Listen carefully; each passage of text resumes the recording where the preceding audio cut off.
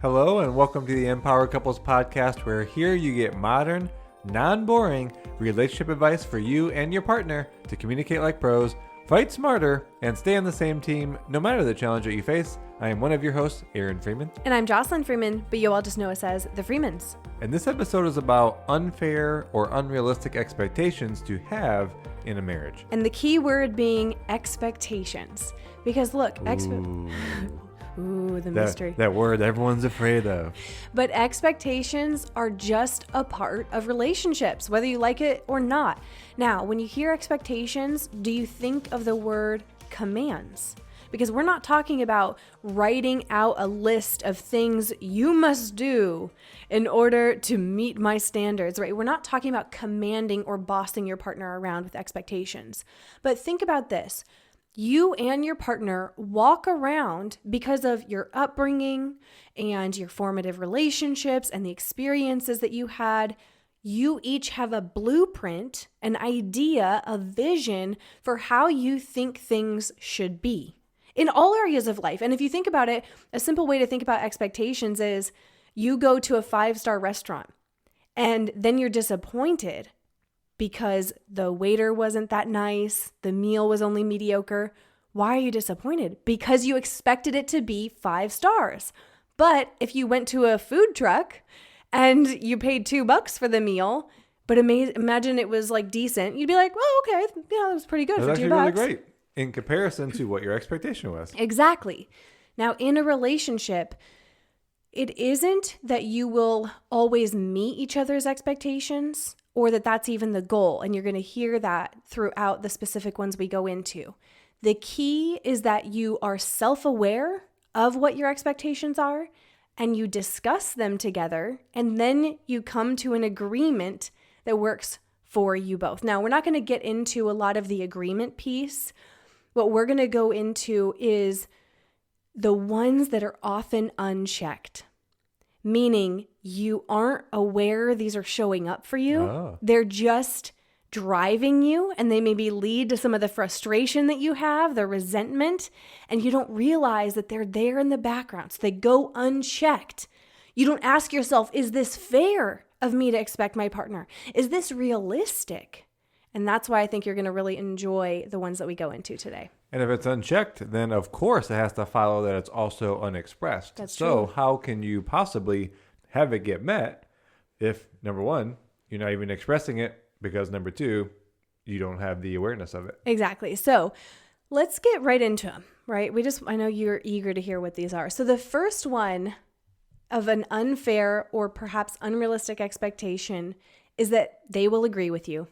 Now, that might be a surprising first one for you, and maybe you even think, Freemans, I don't always expect them to agree with me. Okay, maybe not consciously, but unconsciously, do you have this kind of notion that if your partner supported you, if they were on your side, if they really loved you, they would agree with you? And this shows up a lot of times when maybe you're sharing about something that doesn't even have to do with them, right? Maybe you're sharing about something going on at work, or you are sharing about a disagreement you're having with a friend, or how something went down with a child of yours. And then perhaps your partner starts to give you feedback. They start to give you feedback. They start to give you their thoughts, the way maybe they would have handled it. And you start to feel this defensiveness. No, aren't you on my side? Aren't you supporting me? And then you can really kind of be resistant and really even feel hurt or frustrated by the fact that they aren't agreeing with you. Now, of course, you want to be on the same team. It's not that your partner should be against you. But the reason we wrote this as the first one is, would you want your partner to agree with you even if maybe it wasn't actually in your best interest? You know, what if the situation you're sharing about, whether it has to do with, maybe how you're handling the thing with the friend, for example, what if actually you could be handling it better? Wouldn't you actually want a partner who challenges you, who uplevels you, who sees your potential and your greatness, and then they remind you of that? Now, of course, the positioning is important, right? How they say it. And I'm not saying they should be like, that's a terrible way to handle it. Here's what you should have done instead. Delivery really matters. But I think it's unfair to expect that even if they love you, even if they're your partner, that they're going to always agree with you.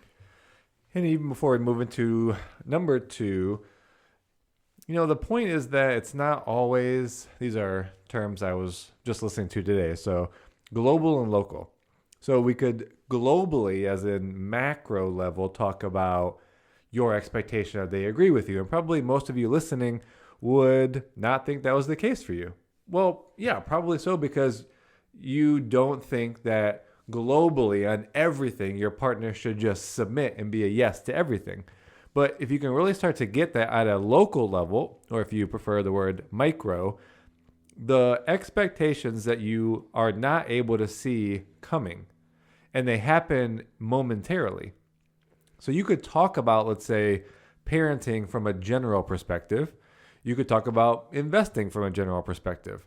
But then you get into a micro situation with parenting, for example, where your child is acting in a very specific way that wasn't covered by the general principle, and you feel like you are right in how you're going to handle this. And maybe your partner doesn't think that that's right, and they quote unquote don't agree with you. But in those moments, if you get upset with your partner, it was because at the local, momentary, situational level, you were expecting them to just get on board with what you wanted, meaning you did want them to just agree with you and go.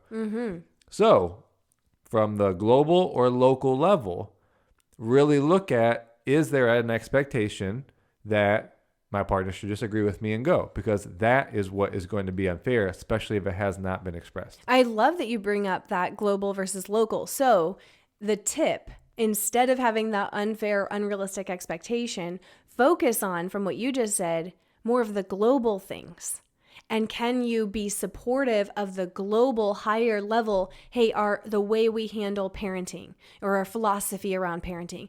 And, hey, this is our global view on friendships and family relationships. But it's okay if we disagree on the local level, the interactions, the momentary things. Or let's say you set up an agreement for how to handle local situational moments under the umbrella of discipline. Yeah. Which, again, we weren't going to get into agreements, but what it might sound like is, hey, I know this is our global expectation of how we're going to discipline. If we get to a situation where that wasn't covered, I would like to make the agreement that whoever is handling the moment, you trust them to see it through, and then we'll review afterwards. But don't correct me and try to stop me in the moment. Yeah, I think that's a great example. Yeah, exactly. That's an example. But let's go into the second unfair or unrealistic expectation. And that is that they will anticipate your needs. Oh, that's a good one. Now, this one sneaks up. It really is sneaky, because we find that even though everyone has heard they can't read your mind, even the most successful, assertive people we see, and maybe their careers, they don't speak up and share their needs. They somehow expect that if the other person cared enough, was thoughtful enough, was paying attention enough, they would figure out what you need. Or even better, this is one I love. Oh, I told them what I need a month and a half ago. One time, right? And so it's like, don't they remember? But needs, you guys got to get this, need to be discussed almost, I was thinking about this before recording, almost as if it was as casual or as usual, or familiar. That's the word I was looking for. Familiar as, what do you want for dinner? Right, you know how that's kind of just, for the most part, maybe some couples bicker over what you want for dinner, but for the most part, it's like, oh, do you want this or that? And it just is a very kind of casual, comfortable conversation. Imagine it being that way with discussing needs and expressing them, and that it doesn't have to always be this significant, I'm nervous to sit down and tell my partner my needs, and how are they going to respond? And then we argue over whose needs are more important. No, what if it is as easy as just every day checking in with each other? Hey, I know it's been a stressful week, you're working hard, or hey, I know last night was rough with the kids. What do you need today? Okay, I hear you. Okay, can I express my need? Can it be that easy sometimes? It should be. Here is the trap, though. Most of you well, I don't know if it's most, you listening probably have gotten into a trap where you think that expressing your need sounds like you telling them what they need to do to fulfill your need. That's not right. It's you sharing what you need and then coming together to say what activities can we decide on to make that happen. That's a huge difference. I thought of an example actually to support what you're saying. Yeah, support me. A common, support me. A lot of, we bring a lot of parenting examples in, not because we think all of you are parents, but it's just a prominent part of our lives right now and a lot of the couples we're working with. And one common frustration can be like, well, I tell my partner I'm going to the gym and they're frustrated. Or I tell my partner that I'm going to lunch with a friend and they're upset. And it's because you're just kind of telling them this activity you're going to do now and not as I'm walking out of the door. Yeah, exactly. And not sharing the need and then discussing that. Right. So hey, I'm feeling like I need a little alone time. Could we talk about how we can make that happen in the next 2 days? Yeah. Or hey, I feel like I'm needing some time to do some self-care, take care of my physical fitness. Can we figure that out? So instead of thinking that they will anticipate your needs and that that's the way they can show you they care, instead make it a common conversation for you to touch base daily on your needs and create solutions that work for both of you. Aaron, you want to tee up the third one? The third expectation that's not fair is that they will never upset you. So you think that because you found your person and because you live together, maybe you have started a family together and you're committed for life, they're just not going to upset you. And I know that sounds like an odd one almost, like, no, Freemans, I don't think that's the case. But check out when they do. Like, let's say maybe they do something that triggers you or doesn't meet an expectation of yours, or they just use a tone. And then it's like they're now the enemy to you. You upset me. It's like, how dare you make me feel this way? And a lot of people avoid conflict because of this. Mm-hmm.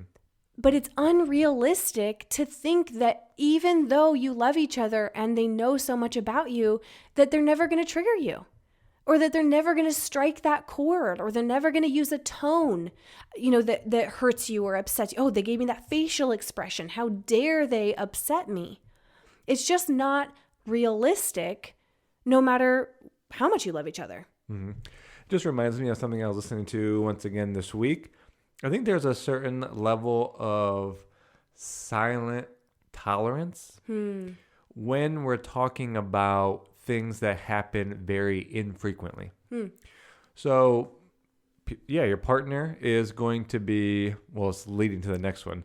They're going to be mostly in their own routine, thinking about how to get further down the path of their own goals and preferences. And you're obviously a family together. So those overarching goals of a house and finances and kids and dogs and things are there too, like the obligations. But they are mostly focused towards what they have to do. So they're going to sometimes unintentionally, as you said, do things that upset you. Tone or turn the back or... Not do something. Yeah, not do something. So when it is infrequent like that, silent tolerance. Just let it be. You don't need to critique it. You don't need to get mad. Again, if you notice that you are getting upset at these small things, then you probably do have this expectation that they shouldn't be upsetting you. And that is an unfair expectation to have because that's going to happen. So again, when it's a smaller, infrequent amount of time, just see if you can notice it. Realize that, your upset was about to come from this expectation, some silent tolerance, and move on. Of course, we're saying that because we're all about the repair, and we are definitely not about stepping over major patterns that impact you. But I do think that there is some need for some resilience, some silent tolerance for things that are happening very inconsistently. Yeah, that's such a good one. Let's go to the fourth one, which is that they will always prioritize you. Now, I know that this one is going to strike a chord with some people because we aren't saying that they shouldn't prioritize you, as in you should get the scraps. If you have listened to us or looked at our content, you know we are not an advocate for giving your partner the scraps left over. But I think there can sometimes be this like attachment, and I'm using this like strong grip. If you saw my hand right now, this like grip or this strongly held belief that you must always prioritize me. And not everybody has this mindset, but I notice it sometimes in our sessions where people really do live by the notion, which I'm not saying is bad, but it's like God first, then spouse, then children. And anytime you are prioritizing your parents instead of me, or the children instead of me, or your work instead of me, it's constantly this tug of war battle. And I'm not even going to get into the debate, right, of that order of things, but I'm just saying, is it realistic to expect your partner to always put you first if they aren't even taking care of themselves? That's the one I was going to say was missing in that whole triangle. It's like, where is self? God, children, spouse. It's like, where are you? Right. If you're dead, you can't prioritize anyone. That's true. But I think what's a more useful or realistic instead is to really think about seasons. And I keep using this word in a lot of content lately because I don't think it's discussed enough that we really do have seasons of the year, of course, but of our lives. And look, if you, in our newborn stage, were you my top priority? No, Sky was. I didn't have that expectation either. Right. Was I your top priority? Maybe 50-50 with Sky. Yeah. You know, it was like Sky and me. And, you know, of course, we have to be conscientious to not put our work always above each other. But last year, when we went through that financial hardship that we did with the investment, you know, in a way, we kind of did put our relationship leisure time on the back burner, right? And it was actually what was a bigger priority was let's, you know, get our security funds back. And so, but what's the difference here is it was expressed. We're expressing that to each other. Yes. It's known. It's not an unchecked, unexpressed expectation hanging out in the background for us just to get upset at one another later about. And it was a season that didn't turn Good that point. couple months where we were hustling and focusing on, you know, finances, for example, and our leisure relationship time was, you know, zilch. We knew that was going to be a short season. And so we weren't trying to be like, prioritize me. We wouldn't have let that become a year though. So I encourage you that the mindset instead of always trying to have balance in every day is what does this season need? Now, we don't want to make our relationship a zero priority, right? Like that wouldn't be good. There still needs to be those daily check-ins, like we said, around needs and, you know, still offering affection to each other and things like that. But there might be other things. Maybe your health is a really top priority. And so that's coming in, or it's the kids. So anyway, I think you're getting the picture. Think bigger seasons, look at the bigger picture as opposed to always thinking, no, you need to prioritize me. And it now becomes this battle against all other priorities in life. Mm-hmm. Yeah, that's good, I think. And so let's move into the fifth priority, or not priority, but expectation that you would have. And that would be that they fit into a certain role within the relationship that they never agreed to. This one's good. And it's pretty obvious, right? But it's important to cover. Sometimes people get married and they realize, oh, you thought I was going to be a certain kind of wife, or you thought I was going to be a certain kind of husband, and I didn't agree to that. You know, of course, the obvious ones are things like more household roles or the traditional gender roles that people know of, right? Like, oh, you thought a wife was going to be that I clean up after you and I stay home with the kids. And that's what you envisioned because that's what you saw your parents do and how they functioned. So you just automatically thought I was going to be that. Or we can envision, like, maybe I thought, oh, you're going to always be the breadwinner. You're always going to make more money than me. And you're going to protect us as a family. And I could have a certain way I envision that going. But to your point just a minute ago, if we didn't blatantly discuss those roles, is it fair to box them in to those things they didn't agree to? No, it's not fair, right? Because that's why we need to discuss these blueprints. We need to be able to say, you know what, when we move in together, here's what I envision for shared labor, you know, around the house. I want to make sure it is mostly equal. Does that work for you? right? Or are you laughing? So what do you want to say? Well, and I mean, that sounds like more equalitarian, obviously. Yeah. But we're not even saying it has to be that. It's just that you need to identify your expectation and express it and then see if that works and come together. Mm-hmm. Because similar to your previous point also, it's a season. Hey, I really want to check in here. I really am not wanting to focus on anything with the house for this season so that I can maybe go out here and provide or try this new venture or, you know what? And I'm trying not to fall into gender roles. It's like, I actually, as a dad, I want to stay home. I don't want to work anymore.